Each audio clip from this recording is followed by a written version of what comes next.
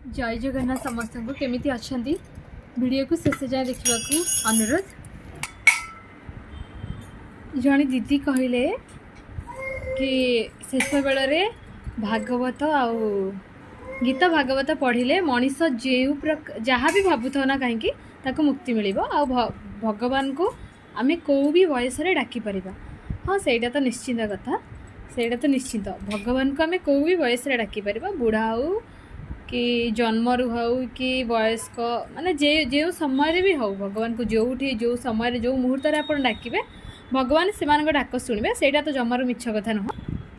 आम भी जी जाचु जदि आम मरवा समय आम अगर गीता भागवत पढ़ाऊ आम भावुवा आम पुअर बाहागर करि कि मो झीर बाहागर करि मो नाती जाता मुझे देखी था मोर टिके आइंस खाइबा को इच्छा थिला मु जीवन में से भूलटा कर मोर सेटा करिवार नथिला।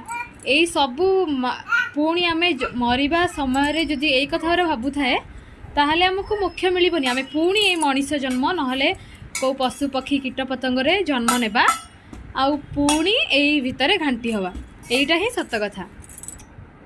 कहीं आम से शेष समय ही एमती सब भाविकी ही 84 लाख कोटी जीवन भितर पशि पशि मनीष जन्म पाइचे।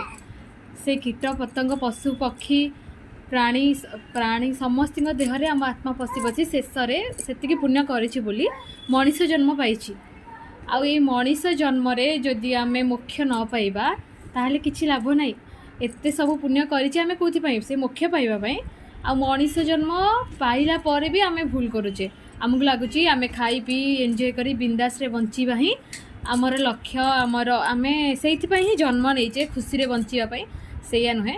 आम एते सबू से 84 कोटी लक्ष जीवन भितर जन्म नहीं मरी पुणी ये मनीष जन्म कौन पाइचे मोक्ष नापी। आ से मोक्षटा केमिति हम आपण जदि भगवत प्राप्त न करेंगे ताहले आपन को केबे भी मोक्ष मिलबनी। एटा ही सत कथा।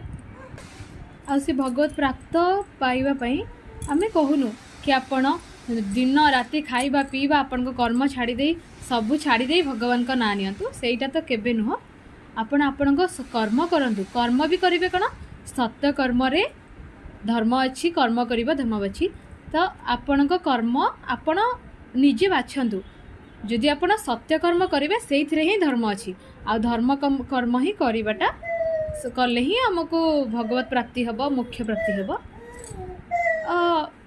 कथाटा ये कहूँ कि आपण कर्म करंतु सत्कर्म करंतु